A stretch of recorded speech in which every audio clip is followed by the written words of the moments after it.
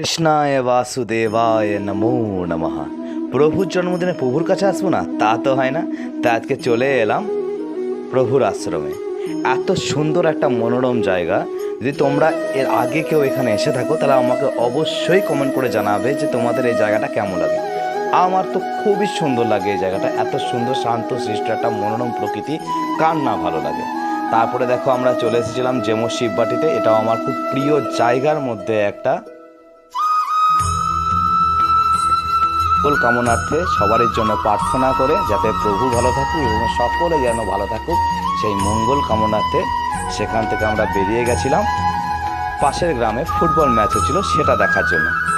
হর হর মহাদেব, ভালো থেকো বাবা সবাইকে। এবং তারপরে বাড়ি চলে আসার পর আমার এক খুব কাছের দিদি ভাইয়ের অনুরোধে আমি প্রভুর জন্য, আমি এই কাজে এক্সপার্ট নয় তবুও দিদি ভাই আমাকে খুব রিকোয়েস্ট করেছিল যে তোমাকে বানাতে হবে, তার জন্যই আমি এটা বানিয়েছিলাম।